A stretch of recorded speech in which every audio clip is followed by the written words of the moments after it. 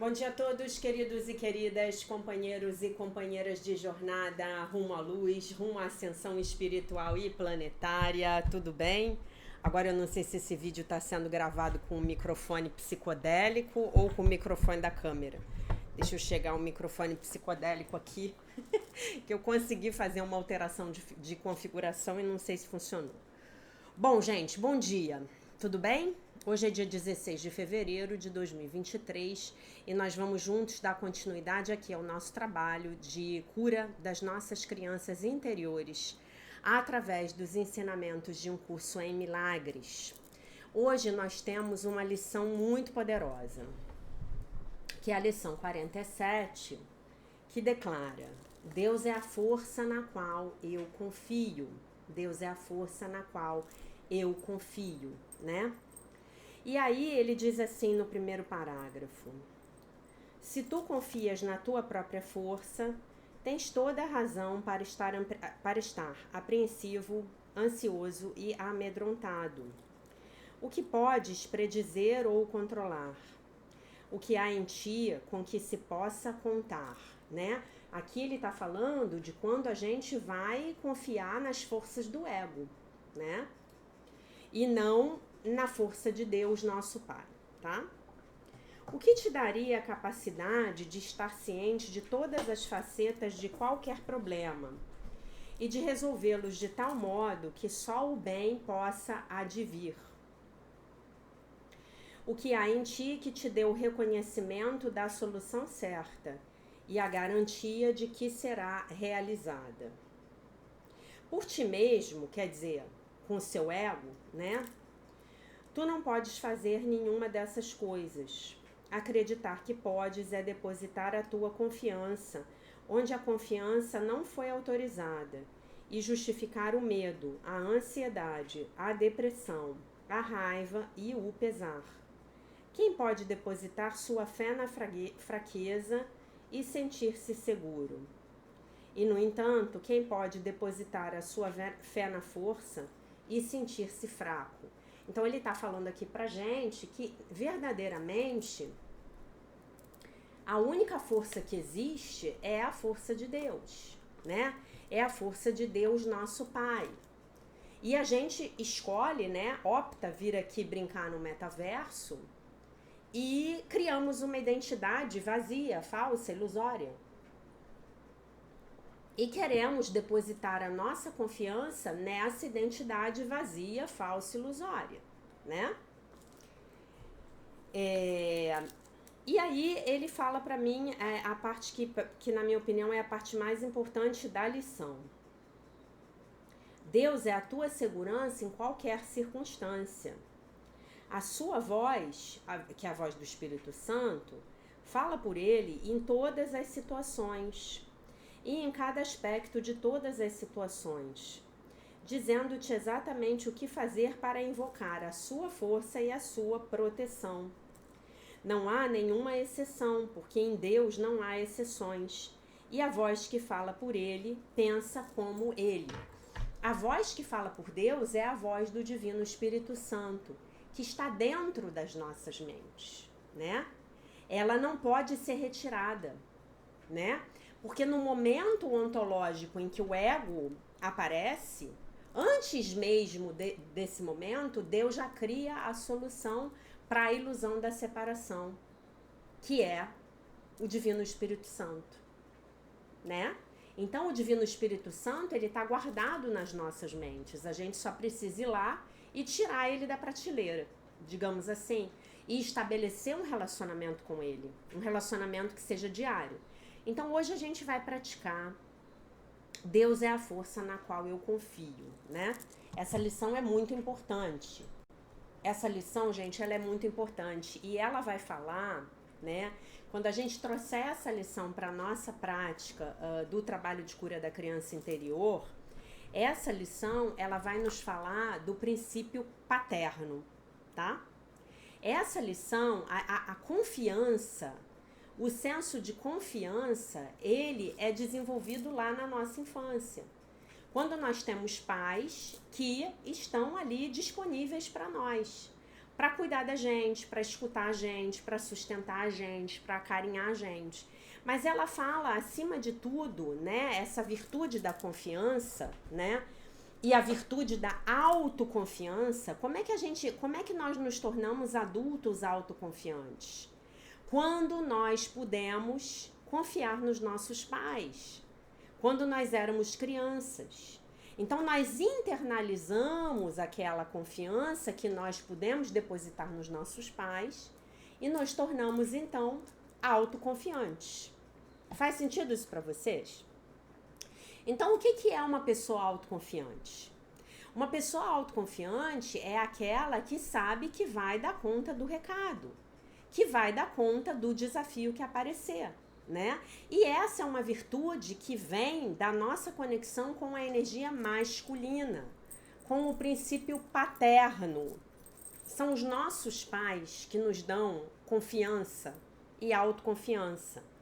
Então, vou dar um exemplo para vocês. Um pai que sustenta a família, um pai que tem um trabalho, ganha o seu dinheiro e garante o sustento da família. Um pai que estava presente no momento em que esta mulher engravidou do filho dele, que sustentou essa mulher emocionalmente, espiritualmente, mentalmente, fisicamente. Ele estava ali do lado dela para protegê-la. Entendeu? Ah, essa mulher podia trabalhar, podia, mas ela sabia que do lado dela tinha um homem.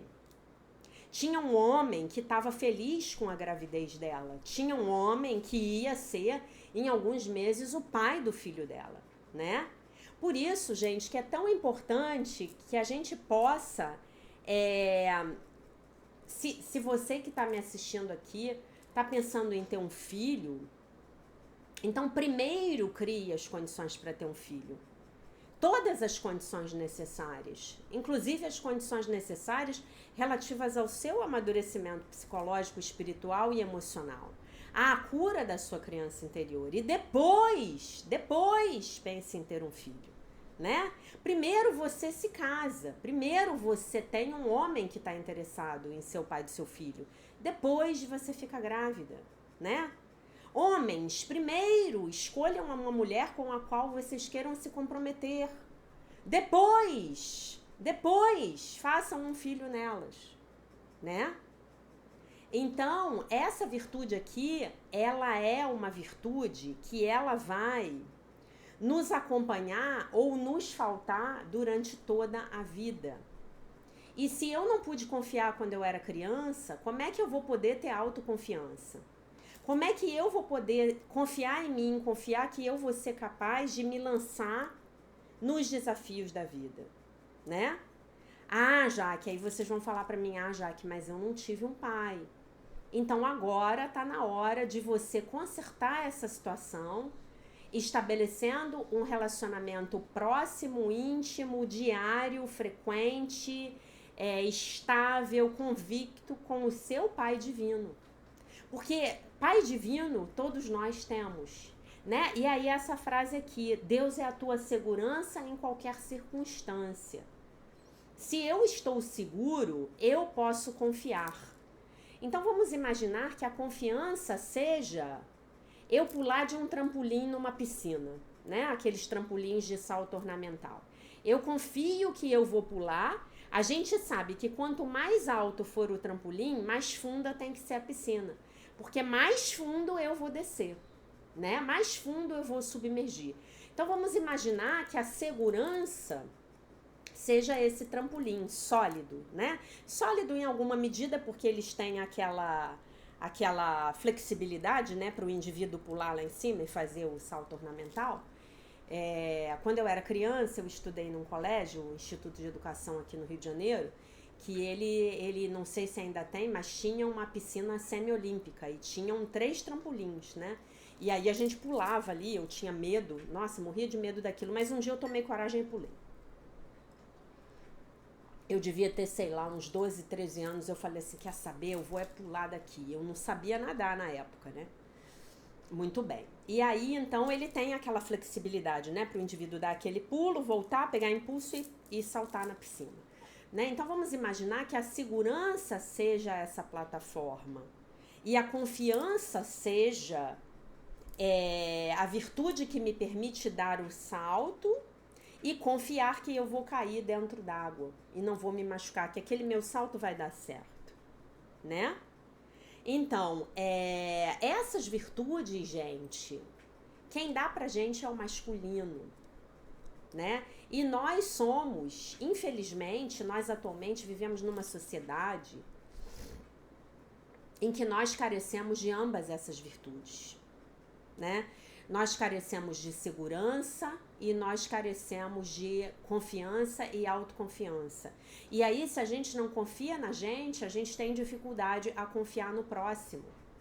Porque confiar no próximo é um ato de fé, né?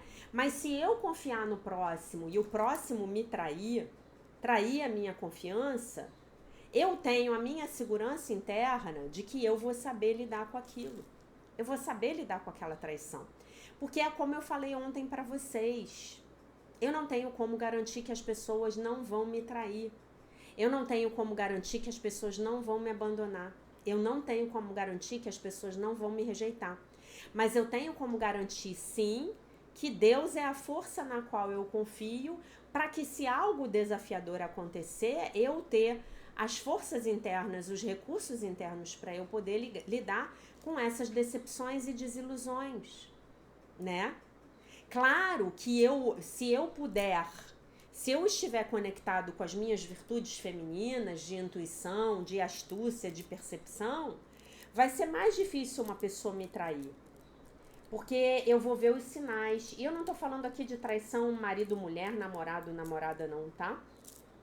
As traições, elas podem ser diversas. Eu posso ter a traição de um amigo. Eu posso ficar sabendo que um amigo meu falou uma determinada coisa pra mim pelas minhas costas, né?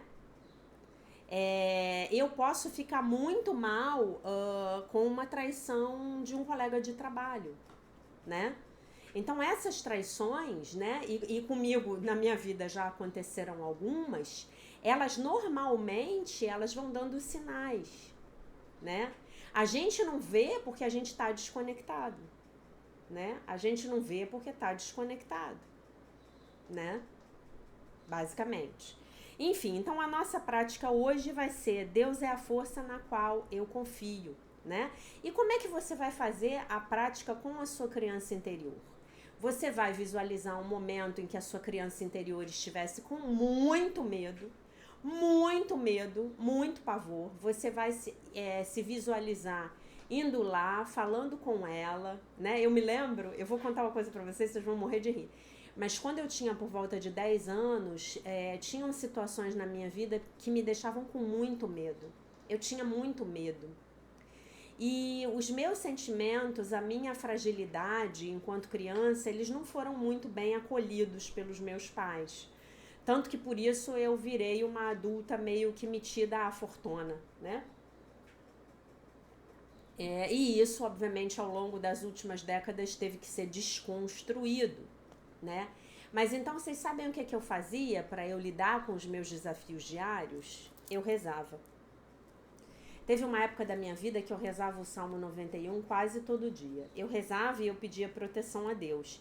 E eu falava assim para Deus, juro para vocês, com 9, 10 anos, eu falava assim para Deus, meu Deus, amanhã o meu desafio é o desafio tal, que você esteja comigo. Então eu me lembro que teve um dia que foram no meu colégio, no Instituto de Educação onde eu estudava, aqui no Rio de Janeiro, na Marise Barros, e foram lá fazer uma coleta de sangue e a gente tinha, pra gente ter uma identidade sanguínea, para andar com a gente, para se houvesse um acidente, o nosso tipo sanguíneo tá lá registrado, né?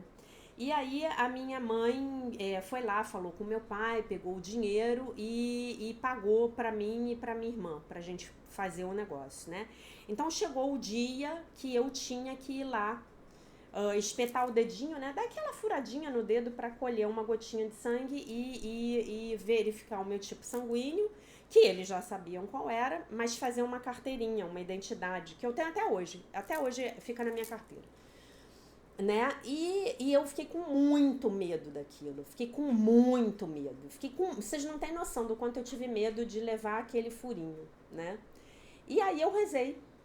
né? Eu na véspera eu rezei, eu falei com Deus e eu fui lá, toda corajosa. E eu fazia isso sem ninguém saber. Porque como eu falei pra vocês, esse meu lado mais suave, mais frágil, ele não foi bem acolhido na minha infância. Né? O que foi bem acolhido justamente foram as minhas forças. E aí eu me concentrei nelas, né? E aí eu fui lá e eu me lembro que a moça foi super gentil comigo, furou meu dedo, não doeu nada. Ela botou um band-aid e, sei lá, uma semana depois a carteirinha estava pronta.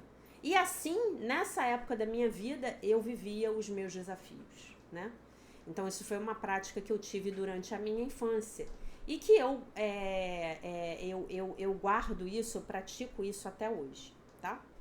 Então, você vai lá, vai pegar essa criança, vai acolher essa criança, vai dizer o quanto você ama essa criança e você vai dizer para ela que você está lá junto com Deus para ela, tá bom? Muito bem. Agora a gente passa para a leitura sincrônica do texto da Marianne Williamson, que fala exatamente sobre o assunto que nós discutimos ontem, sobre a questão de o mundo estar de cabeça para baixo, né? Que na verdade o mundo do ego é de cabeça para baixo. Então a lição, o texto, do 47º dia, hoje dia 16 de fevereiro, é: eu não serei falsamente humilde no dia de hoje. O pensamento de que o mundo está de cabeça para baixo e uma das formas nas quais os nossos pensamentos estão invertidos é na área da arrogância e da humildade. Né? Então, o pensamento aqui é mostrar pra gente que esse mundo, ele é o mundo do anticristo, né? Então, os nossos pensamentos estão invertidos na área da arrogância e da humildade, né? O que vem a ser arrogância? O que vem a ser humildade? Né? O Luiz Antônio Gasparetto, ele falava muito disso, do que é você ser modesto, do que é você ser verdadeiramente humilde. Né? E ele sempre falava, modéstia é você se dar o seu tamanho. Isso aqui é modéstia, né? Aí o que é que ela diz? Não é arrogante, mas humilde, para mim aceitar que o poder de Deus está dentro de mim. Então isso não é arrogância. O poder de Deus está dentro de Jaqueline, que arrogante. Não, essa é a verdade. O poder de Deus está dentro de você. O poder de Deus está dentro de cada um de nós. De cada um de nós. Né? Se o seu fulano lá que a gente falou ontem, que depois até a Larissa escreveu um comentário que eu adorei, que eu ia ler e ia comentar, mas eu acho que ela apagou, né? Se o Elon Musk for o anticristo, o poder de Deus está dentro dele também. Ele é que em algum momento escolheu, consciente ou inconscientemente, ir para o lado negro da força. Mas aí o lado negro da força também vai ter a sutilidade, né? E a gente vai falar disso um pouquinho mais daqui a pouco, tá? Não é arrogante, mas humilde. É para mim aceitar que o poder de Deus está dentro de mim. O que é arrogante é pensar de forma contrária. Muitos dos meus problemas surgiram porque eu escolhi bancar o pequeno, negando o poder da minha mente, o poder do meu amor, o meu próprio poder para fazer milagres. Eu nasci com asas espirituais e é para que eu as abra completamente, né? Eu estou aqui para abrir essas asas espirituais completamente, né? Hoje eu não serei falsamente humilde, mas eu me apropriarei de todas as formas do poder do meu amor e do perdão para fazer milagres, do meu amor e do perdão para fazer milagres na minha vida. A oração. Hoje eu reconheço que enquanto o meu poder, ainda que o meu poder não seja nem mais e nem menos do que o poder de ninguém mais, ele é o poder de Deus dentro de mim. Então esse é o único poder que eu tenho. É o poder de Deus dentro de mim. Hoje é a única confiança que eu tenho. Deus está me falando isso. Jesus está me falando isso, né? Essa confiança, Deus é a força na qual eu confio, é a única confiança, a única possibilidade de confiança que eu tenho, é a única força que eu tenho, é o único poder que eu tenho, tá? Eu vou dar um conceito para vocês aqui, que eu adoro, que é um conceito da física, mas que tem tudo a ver com espiritualidade. Vocês sabem qual é a diferença de poder entre poder e força? Na física? Na física, a força, ela vai ser aquela grandeza que você... Peraí, deixa eu refinar isso aqui. A força é aquela grandeza que você vai ter para, digamos assim, mover as coisas, né? E o poder vai ser o quanto você vai conseguir mobilizar de força, transformar essa força em energia, em trabalho, numa determinada quantidade de tempo, tá? Então, essa força que nós temos, ela vem de Deus. O único poder que nós temos, ele vem de Deus. Nada vem do ego. O ego é um boneco, né? O ego é esse seu eu, corpo, personalidade. É o seu avatar de jogo de realidade virtual, né? É mais ou menos como se você dissesse hoje que você entrou lá no metaverso lá do seu Zuckerberg e aquele boneco que você criou para brincar, aquele boneco, ele tem poder e ele tem força. Muito limitados ali no âmbito daquele jogo. Mas se você quiser melhorar as condições de jogo para aquele boneco, você vai ter que se voltar para si, o jogador, não é? Você, na verdade, é o jogador por trás do boneco, né? Vamos lembrar lá daquele dia, da lição do ano passado que eu falei para vocês do Flight Simulator, né?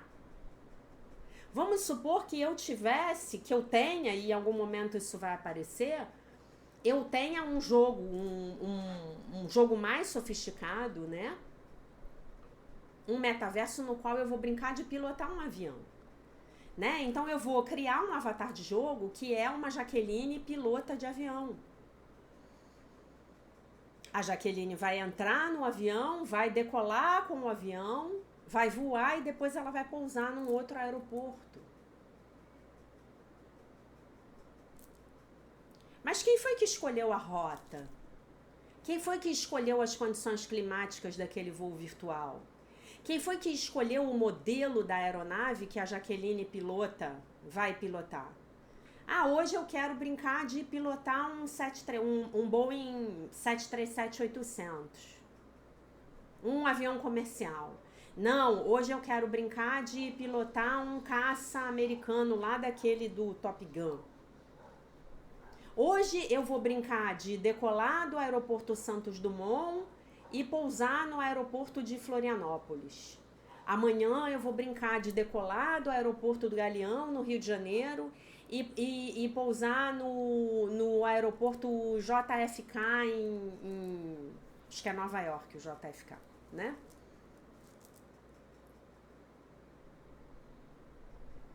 Sou eu, o observador por trás, o cara que vai jogar. Aí ali dentro do metaverso, eu tô lá pilotando o meu avião e tem uma voz que fala por Deus. E tem uma outra voz que fala pelo ego. Quem é que vai escolher qual a voz que vai dar ouvidos? A qual voz dará ouvidos? É o tomador de decisões, é o observador.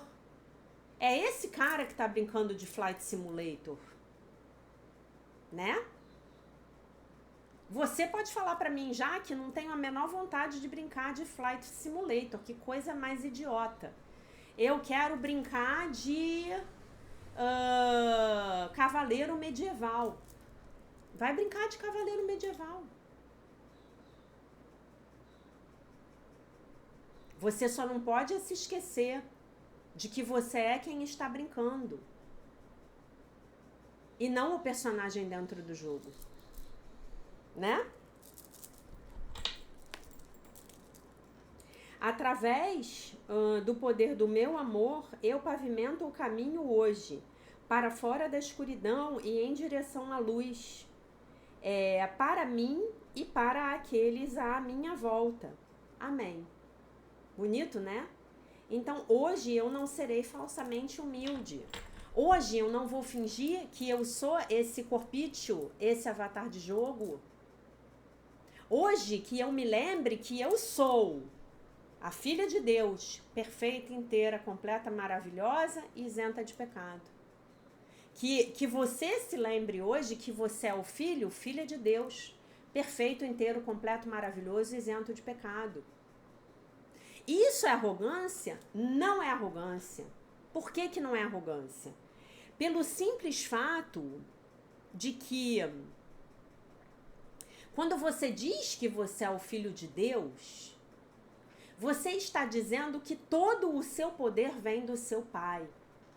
E o seu poder, a sua força, tem tudo a ver com a sua confiança, autoconfiança e segurança, que foi o que a gente praticou na lição do dia. Não é?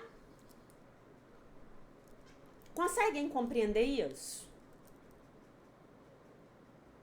Vocês lembram da história do filho pródigo? Na história do filho pródigo, ele, filho, não é rico. Ele é filho de um homem bilhardário.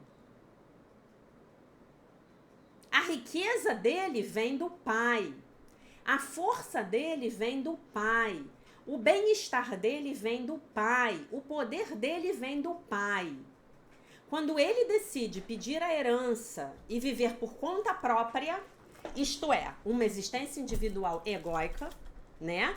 Por isso que a parábola do filho pródigo, para mim, na minha opinião, as duas parábolas que resumem o ensinamento de Jesus Cristo na Terra são o filho pródigo e a ovelha desgarrada.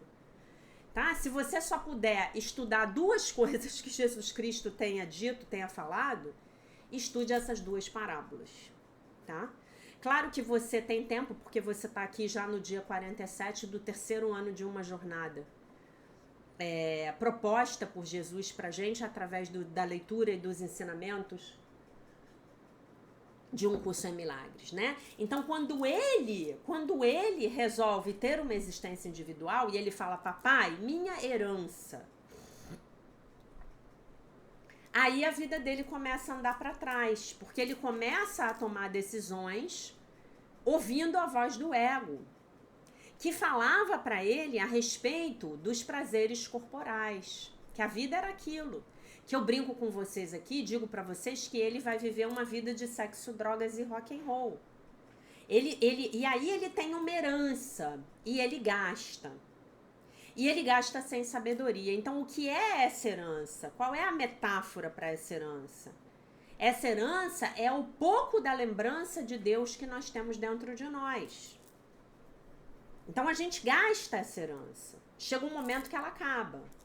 Mas aí, no momento em que essa herança acaba, ele decide ouvir a voz do Divino Espírito Santo. E aí, e como ele decide, quando ele decide, melhor dizendo, ele decide, meus queridos, minhas queridas, no momento em que ele chega no fundo do poço. No momento em que ele, sem dinheiro, tem que ir lá limpar a pocilga lá do patrão. E aí ele bota a mão na cabeça e ele pensa assim, ele chega tão no fundo do poço como todos nós chegamos, né? Pra gente estar aqui é porque a gente já chegou no fundo do poço. E graças a Deus, como diz o povo, no fundo do poço tem molas. Então, graças a Deus, chegamos no fundo do poço e já começamos a nossa jornada de volta para casa, né? E aí ele chega tão no fundo do poço, que ele fala, na casa de meu pai, até os empregados são bem tratados. Voltarei para a casa de meu pai e pedirei um emprego, porque já não sou digno da sua paternidade.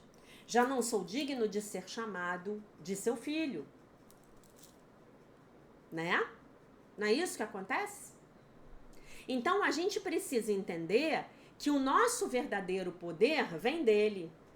A nossa verdadeira segurança vem dele. Em quem podemos confiar? Ah, eu posso confiar no meu marido. Você pode confiar no seu marido hoje. E amanhã? Onde estará seu marido? Ah, Jaque, como assim? Seu marido amanhã pode não estar mais entre nós. Então eu não posso confiar em nada mundano. Eu não posso. Gente, vocês querem experiência mais instrutiva a respeito disso do que os 2 anos de pandemia que a gente enfrentou? Nos 2 anos de pandemia, de reclusão que a gente enfrentou, nós tivemos que desenvolver uma possibilidade de ancoramento interno, recursos internos, forças internas. A gente ia dormir e não sabia como é que o mundo ia acordar no dia seguinte, não é mesmo? A gente não sabia como seria o futuro, né? O que foi vendido pra gente foi muito maldoso. O medo foi injetado nas nossas veias. A desconfiança com os nossos irmãos foi injetada nas nossas veias, né? E ali a gente teve que falar, Deus é a força na qual eu confio. Eu só posso confiar em Deus. Do amanhã eu não sei, mas eu sei do hoje. E eu sei que se hoje eu falo, Deus é a força na qual eu confio, o amanhã ele vai cuidar de si mesmo. Não é mesmo? Não é isso que a gente aprende em um curso de milagres? É isso que a gente aprende, né? Enfim, continuar aqui nesse tema, se a gente continuar aqui, a gente vai se afastar do nosso objetivo da lição do dia, tá? Eu, antes de passar para um pouquinho da leitura do texto de hoje, o texto de hoje é maravilhoso. O título dele é Dinheiro e Culpa. Eu quero responder 3 perguntas que eu recebi ontem no YouTube. A Débora Rosa botou assim: Jaque, você falou que eu posso pedir a Deus para vir no metaverso. Teoricamente, se eu falei isso foi coloquial, tá? Mas na verdade eu levo o metaverso para Deus, tá? Eu posso pedir para ele vir e curar a minha cachorrinha? Débora, em primeiro lugar eu quero dizer a você que eu lamento muito pelo fato de a sua cachorrinha estar doente. Eu tenho meus gatos, né? Eu sou louca pelos animais, louca. Eu sou a própria Felícia do Demônio da Tasmânia, né? Sou muito louca com bicho. E primeira coisa, eu quero dizer isso. Segunda coisa, não, você não pode pedir a Deus para vir e curar a sua cachorrinha, porque esse não é um pedido pelo milagre. Então você até pode pedir, mas ele não vai funcionar.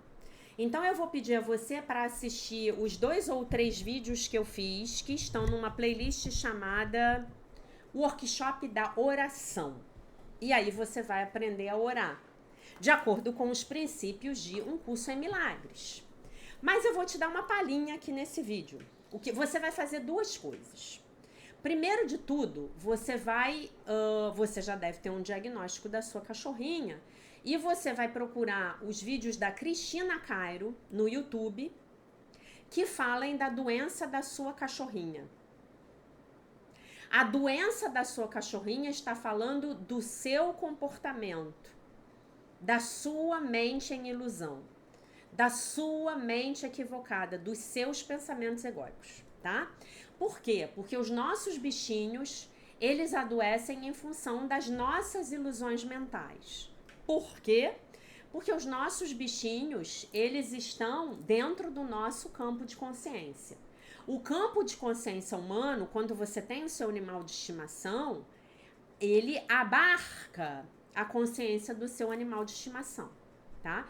Então, a primeira coisa que você vai fazer é buscar a correção dos seus pensamentos ilusórios em função dos vídeos que você vai achar lá no canal da Cristina Cairo, tá? Que eu acho que é Cristina Cairo Oficial. Você entra lá no YouTube, bota, vamos supor que a sua cachorrinha esteja com câncer. Aí você vai botar câncer Cristina Cairo. E aí você sabe o local, tipo câncer no fígado Cristina Cairo, tá? E vai olhar. A segunda coisa que você vai fazer é orar e pedir ao Divino Espírito Santo para que ele remova de dentro da sua mente todas as sombras, todos os pensamentos equivocados, toda a culpa, toda a crença no pecado e no medo que dentro da sua mente estão sendo projetados para sua cachorrinha e percebidos como a doença da sua cachorrinha na sua vida. Vocês precisam entender uma coisa muito importante, que já foi falada e que hoje vai ser reforçada. E por que precisa ser reforçada? Porque a gente vai morrer reforçando isso, porque nós estamos nos libertando de um sistema de pensamento que nos condiciona a ver o mundo de cabeça para baixo. Né? Nós estamos pegando o mundo do ego e falando assim, tchau, vou remover essa programação. Essa programação egóica é um véu.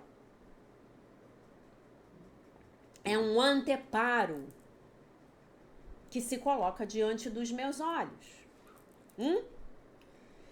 Eu estou tirando esse anteparo. Esse anteparo é composto de quê? Pensamentos egóicos. Lembram da lição de ontem? Ou de anteontem? É de anteontem. Deus é a mente com a qual eu penso? Então eu vou pedir pelos pensamentos de Deus. Ore, peça pelos pensamentos de Deus. Peça que os pensamentos de Deus substituam os pensamentos egóicos que estão sendo projetados na tela em branco que é a sua cachorrinha, tá bom? E peça pela cura da sua mente. E aí que tá a coisa importante. Em um curso em milagres não existem problemas externos. Só existem problemas decorrentes dos meus pensamentos equivocados.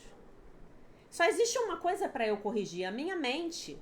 Como é que eu salvo o mundo? Libertando o mundo dos meus pensamentos egóicos. É assim que eu salvo o mundo. Como é que eu salvo a minha cachorrinha? Eu salvo a minha cachorrinha libertando-a dos meus pensamentos egóicos. Agora, vocês podem dizer, tá, mas e se a cachorrinha morrer? Bom, se a cachorrinha morrer, tem algumas opções. Opção A, eu não consegui fazer essa limpeza. Ainda não. Opção B, a cachorrinha cumpriu a missão que ela tinha na minha vida e eu agora vou ter que aprender a me desapegar da cachorrinha. Eu vou ter que aprender a lição do desapego. Amar verdadeiramente é amar sem apego. O outro vem, fica na minha vida durante um tempo, depois ele segue viagem. Eu venho, fico na vida de algumas pessoas por algum tempo, tirando a paz delas, fazendo vídeos, ensinando um curso em milagres, daqui a pouco eu vou. Não é isso? Então a gente precisa aprender a amar verdadeiramente. Amar verdadeiramente, necessariamente, envolve o aprendizado da virtude do desapego. E essa professora que vos fala, ela não é uma expert nessa lição. Não, gente, eu sou mega apegada. Mega. Olha para esse escritório em volta de vocês. Olha quanta coisa que tem. A minha casa hoje, ela precisa de uma operação destralhamento. Destralhar, desentulhar. Me libertar, me desapegar, deixar ir. Não consigo fazer, tá? Então, não sou especialista nisso. Aliás, eu sou especialista em pouquíssimas coisas. A única coisa que eu faço aqui é tentar trazer para vocês uma maior clareza, um maior entendimento dos fundamentos do ensinamento de um curso em milagres, tá bom? Então, pergunta respondida. Aí, Denise Helena, peraí, antes da Denise, a mensagem da Denise é a mais importante. Eu vou ler o comentário da Raquel. Ela botou assim, Oi, Jaque, tudo bem? Esse vídeo de hoje foi muito esclarecedor. Ela tá no 16º dia da jornada de cura. Gratidão. Eu gostaria de comentar com você que eu ainda não estou tendo lembranças da minha infância, diferentes das que eu já tinha antes. Tudo bem, não tem problema nenhum. O seu inconsciente está elaborando do mesmo jeito. Não tem problema se você não está tendo lembrança. Não tem problema nenhum. Nenhum. Gente, confiem no poder desse trabalho. Confiem. Ai, mas estou aqui há 45 dias e não acontece nada. Será que não acontece nada? Será? Será mesmo que não acontece nada? Seu inconsciente está trabalhando de montão. O seu inconsciente está ocupadíssimo. Você vai ver como vai estar a sua cabeça no dia 31 de dezembro de 2023. Quando eu estarei desesperada tentando inventar um novo trabalho para 2024. Tá? Fica tranquilo, deixa rolar, fica tranquila. Não tô lembrando, beleza, tô lembrando, ótimo. Tô me lembrando de todas as agruras que eu vivi na minha infância. Entrega tudo nas mãos do Divino Espírito Santo. Tô me lembrando de um monte de coisas boas que eu não me lembrava. Ótimo, entrega tudo nas mãos do Divino Espírito Santo. Agora, eu vou te pedir uma coisa, minha querida Raquel. Faça o diário de mudança de atitudes. Se você começar a fazer o diário de mudança de atitudes, eu acho que provavelmente você vai começar a se lembrar. Sim. Tá? Então, o diário de mudança de atitudes, ele é muito importante porque ele nos dá um treinamento onde a gente sai do piloto automático. E o piloto automático é a mente egóica, tá? Então, quando eu me sento para escrever, eu fiquei muito ressentida com a minha amiga que me deu um bolo na hora do café. Sair do piloto automático, de usar um mecanismo de defesa do meu ego, por exemplo, de recalcar aquilo e dizer, não, tá tudo bem. Tudo bem, eu entendo que a minha amiga, ela tava com problemas e ela não veio. Tá? Isso é muito importante. Isso é muito importante. Tá bom? Muito importante. E por fim, eu quero responder. Infelizmente, a Larissa apagou o comentário. Larissa, eu tinha amado o seu comentário. Sabe por quê? O seu comentário me botou para refletir, né? E cadê ela, meu Deus? Denise Helena, maravilhosa. Preciso assistir novamente. Fiquei confusa se o dinheiro faz parte do sistema de pensamento do ego. Olha só. Deixa eu ler tudo e depois eu falo, tá? Especialismo, ou se temos crenças religiosas sobre que buscar prosperidade financeiramente não é bom, porque estamos colocando o dinheiro no altar no lugar de Deus. Primeira coisa, o dinheiro é neutro. O sexo é neutro. A forma é neutra. Qual é o propósito que eu vou dar ao dinheiro na minha vida? Eu vou colocar o dinheiro acima de Deus? Então o dinheiro se transformou em alguma coisa que não é boa para mim. Eu estou usando o dinheiro como uma arma egóica. Eu vou dar um exemplo claro para vocês que vai ficar vai deixar essa metáfora bem clara. Vou usar uma metáfora que vai deixar esse assunto bem claro. Vamos pegar uma pessoa rica. Essa pessoa rica, ela entra num restaurante chique, um restaurante muito elegante, nos Jardins, em São Paulo, tá? Ela chega e ela pede um prato caro. O prato vem errado.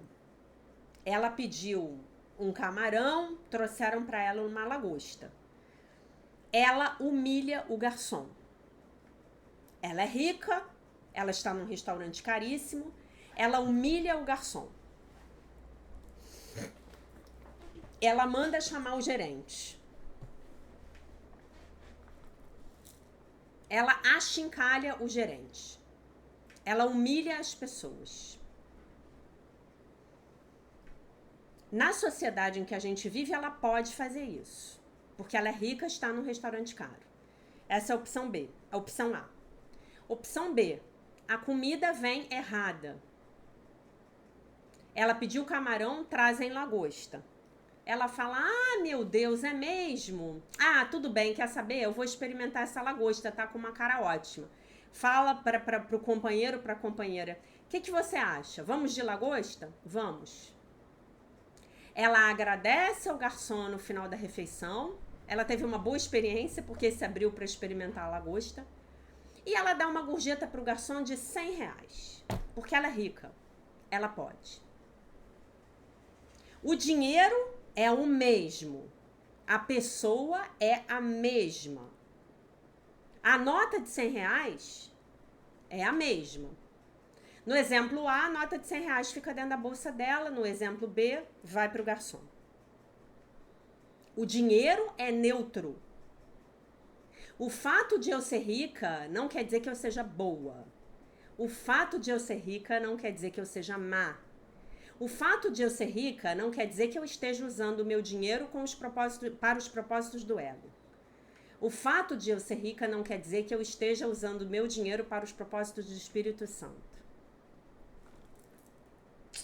Tá? Eu posso ter uma BMW. Eu ontem saí de carro, eu vi um monte de BMW na rua. Não sei o que está acontecendo no Rio de Janeiro. Não sei. BMWs maravilhosas. Eu posso ter uma BMW. Eu posso usar a minha BMW para o propósito do ego de ostentar, provar o meu especialismo, mostrar que eu sou melhor do que todo mundo. Eu posso usar a minha BMW para simplesmente me divertir dirigindo uma BMW. E tendo um imenso prazer em ter a minha BMW. Tá? A BMW é neutra. Qual é o propósito que eu dou para minha BMW? Movimentei a economia quando comprei a minha BMW. Vamos dizer que uma BMW hoje, ela custe 300 mil. Eu vou pagar aí uns 30 mil reais de IPVA. Eu estou ajudando o Estado. Eu movimentei a economia. Eu paguei, metade desse valor eu paguei de impostos. Isso é ruim? Aí ela completa. Buscar prosperar financeiramente não é bom, porque estamos colocando o dinheiro no altar no lugar de Deus. Aí você tem as duas visões que o Dr. Kenneth mencionou ontem. Ele dá a visão do Deus bíblico, o dinheiro é a raiz do mal, e essa é uma crença que nós temos que descriar e destruir. Então nós vamos fazer isso agora. Tudo aquilo que te impede de ver o dinheiro como algo neutro, que pode ser usado para o bem e para os propósitos do Espírito Santo, você vai destruir e descriar aqui agora vezes 1 deusilhão? Aí você responde sim, certo e errado, pode e POC, POD, POC, pode POC, bom e mal, curtos, garotos e aléns. Tá? Sim, certo, errado, bom e mal, pode POC, tudo todas as 9, esquecida todas as 9.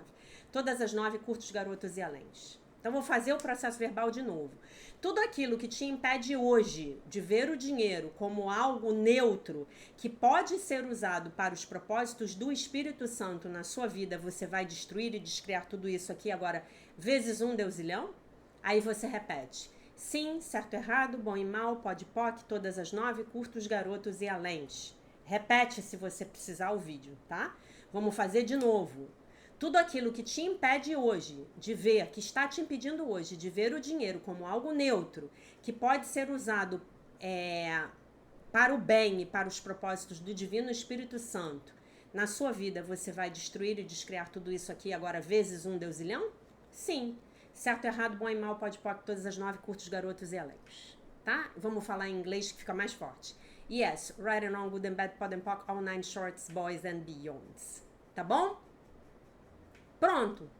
Vamos destruir e descriar essa crença. Essa crença não nos serve mais. Aí ele contrapõe essa crença na explicação dele com o pensamento do Calvino, do calvinismo, de que Deus seria próspero e de que você ter prosperidade seria uma forma de você se aproximar de Deus. Deixa eu ver aqui o que ele falou para eu ler novamente, porque eu já vi que hoje não vai dar tempo de ler o texto, tá? Aqui, a doutrina de João Calvino, de que você sabe que você é parte dos eleitos de Deus se você é materialmente bem-sucedido e em outras áreas também. E que você não é parte dos eleitos de Deus se você falhar na vida, tá? E aí eu vou dizer uma coisa pra vocês. Vocês sabem, eu já contei aqui pra vocês que eu sou Seichonoye. Eu entrei pra Seichonoye em 2016, depois daquela situação horrenda que aconteceu na minha vida em 2015. E eu já era, inclusive, professora de um curso em milagres, porque eu comecei a dar aula na minha casa em 2014, quando a minha professora parou, quando ela me disse que eu estava pronta para ensinar. E eu entrei para Seichonoye, né? E falo para vocês aqui, já falei várias vezes, já tive vários depoimentos de pessoas que concordam, né? Inclusive aquela meditação que eu gravei para vocês, que eu peço encarecidamente que façam pelo menos uma vez por dia. Aquela meditação é a releitura da meditação Shinsokan da Seichonoye, que eu fiz com autorização da Seichonoye. Eu pedi autorização antes de gravar a meditação para vocês, tá? Muito bem. Então, o que a gente aprende na Seichonoye é que se você tá pobre, se você não tem dinheiro, se você não tem independência financeira, se você não tem prosperidade e abundância materiais na sua vida, é porque você está desligado de Deus. A provisão infinita é um atributo de Deus. A Seichonoye não vai dizer isso do que o calvinismo fala. Ah, se você é pobre, você não é um dos escolhidos. Se você é rico, você é um dos escolhidos. Não, a Seichonoye não diz isso. A Seichonoye diz que a pobreza é uma forma de doença.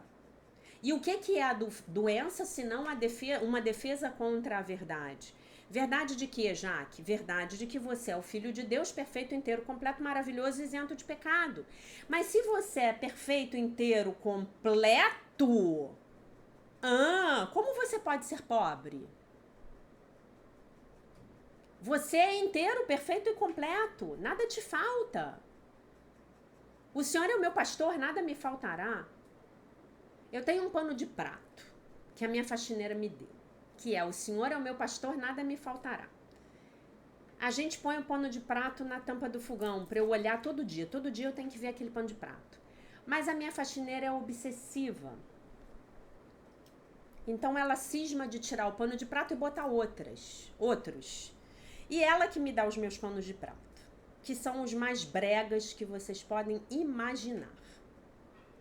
Não existem panos de prato mais bregas no Brasil do que os meus. Então eu tenho pano de prato de cupcake, de fadinha, de raposinha. Hoje o que tá lá é o da raposa, né? Você é responsável por aquilo tudo que você te cativa é a raposa do Pequeno Príncipe no pano de prato. Então eu peço a ela, eu falo: não, lava o pano de prato do Senhor é meu pastor, nada me faltará, e bota de volta. Não, dona Jaque, tem que variar. Ela que manda, né? Então eu deixo ela fazer do jeito dela, né? Aí eu decidi que eu vou mandar fazer um quadro, né? Eu vou comprar, acho que no Mercado Livre eu devo achar um quadro. E vou pendurar na parede, porque aí eu não preciso mais ficar brigando por causa do pano de prato, né? Tem uma coisa também, o pano de prato ele já tá antigo, então ele já foi lavado várias vezes. Então ele já tá ficando muito desbotado, tá? Então o que a gente precisa entender é que o dinheiro é um meio para a obtenção de fins. Quais são os meus fins com o dinheiro? É aquilo que eu já falei para vocês. As pessoas falam assim: uma arma de fogo, eu tenho horror. Não. Uma arma de fogo é algo neutro. Uma arma de fogo é algo neutro. Eu, na casa que eu morava com meus pais, há 300 anos atrás, eu tinha um vizinho que ele tinha arma em casa. E ele impediu uma violência contra a mulher e os filhos, apontando uma arma para o cidadão.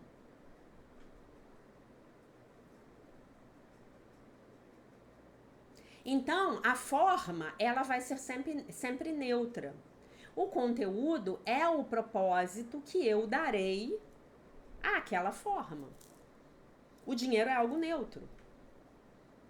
Mas o dinheiro, assim como o sexo, como eles envolvem a matéria, e a matéria é ilusória, por mais que eu pegue, aperte, olha um copo aqui sólido, isso aqui é uma ilusão, isso aqui é um holograma.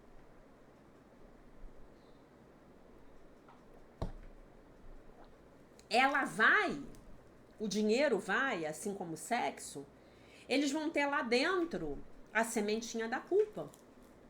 E aí é o texto que a gente vai ler ontem, porque eu já falei, já tô com 55 minutos de vídeo, 56 agora, tá? Então eu vou ler novamente essa parte final que a gente leu ontem, onde ele vai dizer assim, a culpa é inevitável, a culpa é inevitavelmente construída nas nossas vidas e nos corrói por dentro, a partir de dentro. Então não importam quantas possessões eu possa ter, porque um sentimento vai persistir de que eu não tenho o suficiente. E que sentimento é esse, gente? Ele é puramente egóico. Ele é o pensamento de que eu sou faltante, de que algo me falta. Esse pensamento é do ego, não é? Então, se eu tiver as minhas posses e nutrir um pensamento de completude, eu poderei, inclusive, ser mais generosa com as minhas posses e ajudar o meu próximo. E aí eu tô dando ao dinheiro um nobre propósito, não é isso? Nós vamos precisar de mais e mais e mais, porque teremos que encobrir a nossa culpa, quando a gente está no ego. E essa foi a base da doutrina de João Calvino, de que você sabe que você é parte dos escolhidos de Deus se você é materialmente bem-sucedido. E em outras áreas da sua vida também. E que você não é parte dos escolhidos de Deus se você é um fracasso na sua vida. Ao acreditarmos que Deus quer que nós tenhamos riqueza, o dinheiro se torna algo espiritualizado. Então eu posso acreditar que o dinheiro é a raiz do mal. Ah, horrível. E eu posso acreditar que Deus quer que eu tenha riquezas. Então o dinheiro se tornou algo espiritualizado. O outro lado disso é retratado na Bíblia, onde o dinheiro é visto como sendo a raiz de todo o mal.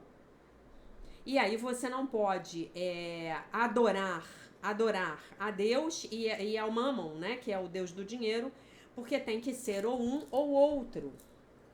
Se eu pegar as minhas posses e disser que são as minhas posses que me fazem feliz, estarei cometendo o pecado da idolatria.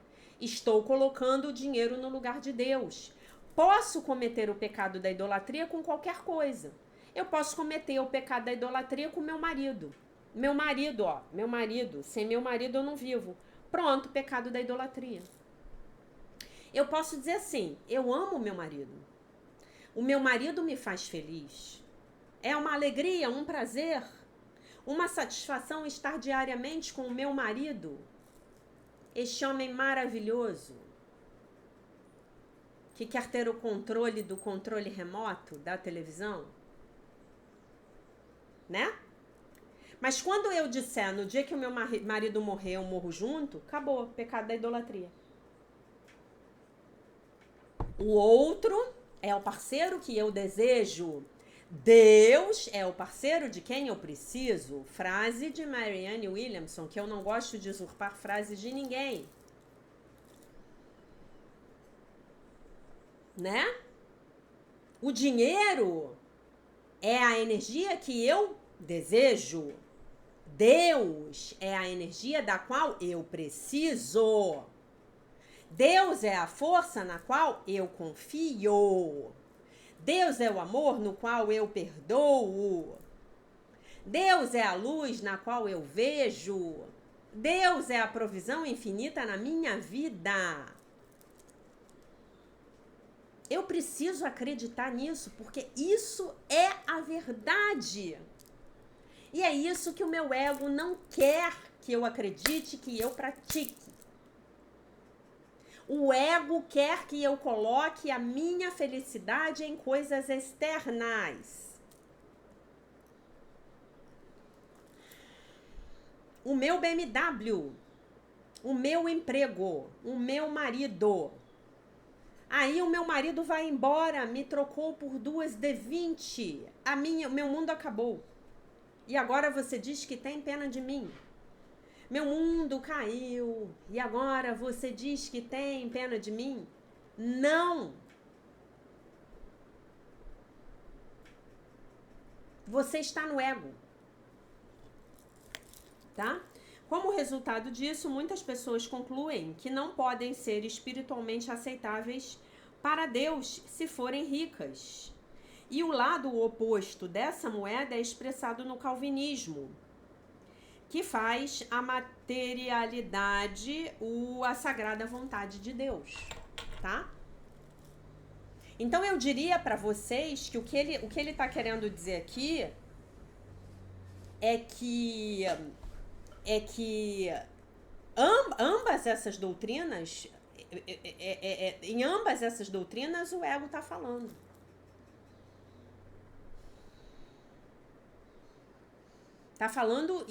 Tá falando em ambas, né? Então, como não ter o ego na minha expressão material? É entendendo que o dinheiro é algo neutro. E que se eu peço ao Divino Espírito Santo para que o meu dinheiro seja usado para os propósitos dele, Espírito Santo, então a coisa fica resolvida. E amanhã a gente vai ler essa sessão maravilhosa, Dinheiro e Culpa. Olha só, o título da sessão já dá muita vontade, né? Da gente ler. Dá vontade aqui de fazer um vídeo de 2 horas. Mas não tem como. Já estamos com 1 hora e 2 minutos de vídeo. Então, queria agradecer pelas perguntas, pelos comentários. Pedir a vocês que sempre comentem, né? Agradecer pelas contribuições para o canal. Joconda ontem me mandou um presentinho. Obrigada, amor.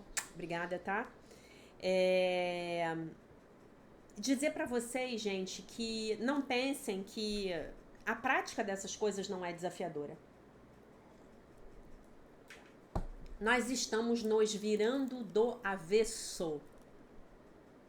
Isso aqui é um trabalho imenso que vai enrolar o tapete do tempo das nossas encarnações e vai nos economizar alguns milhares de anos aprisionados nesses contratos kármicos que nos mantêm nesse metaverso de sofrimento, que vão nos ajudar. Essa prática vai nos ajudar a gente não apenas construir uma consciência pessoal de 5ª dimensão, mas estamos aqui ajudando toda a humanidade a que construa também, desperte para uma mente de 5ª dimensão. Ontem eu tive a felicidade de participar de uma meditação virtual dos meus mestres lá do Stargate, né? E foi sensacional, porque um dos temas que foi abordado no final da meditação foi essa questão de que nós estamos num universo holográfico e que nossos corpos são apenas projeções ilusórias, né? Então eu vou, com o tempo, provavelmente eu só vou poder fazer isso depois do carnaval, eu vou pegar o que o meu mestre lá falou e eu vou transcrever e eu vou ler para vocês, porque foi maravilhoso, tá bom? Porque se eu quero trazer coisas boas e bonitas e práticas para vocês, eu não posso parar de me trabalhar, né? Então eu também tenho os meus mestres aí cuidando dessa minha cabeça enrolada, tá bom? Então lembrando que a nossa lição de hoje é: Deus é a força na qual eu confio, tá bom? Eu agradeço muito a vocês pela presença aqui, pelas perguntas, pelos likes, pelos dislikes, pelos comentários, pelos corações, pelos pixies.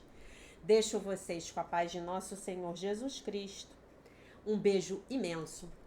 E se Deus quiser, nós nos vemos novamente amanhã.